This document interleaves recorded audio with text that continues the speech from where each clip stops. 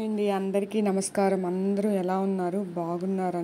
బాగుండాలని మనస్ఫూర్తిగా కోరుకుంటున్నానండి. నా వీడియోస్ యొక్క ముఖ్య ఉద్దేశం కూడా అదే. మీరు చూస్తున్నది భూమాతనండి. మన అమ్మని చూస్తున్నారు. మనమంటే మట్టి, మట్టి అంటే మనం. మన అమ్మ భూమాత. నిశ్శబ్దంగా సహించే తల్లి, ప్రేమతో పోషించే దేవత.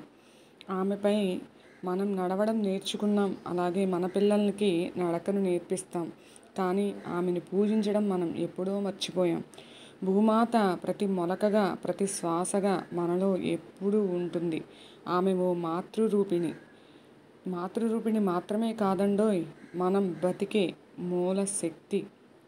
ఆవిడ మనకు అనుక్షణం, ప్రతిక్షణం, ప్రతి శ్వాస, ప్రతి మన కడుపులోకి వెళ్ళే ప్రతి ఆహారం, వాటర్ అన్నీ కూడా ఆవిడ పెట్టిన భిక్ష. ఆవిడ మనకు పెడితేనే మనం తింటున్నాం అనేది గుర్తించాలి.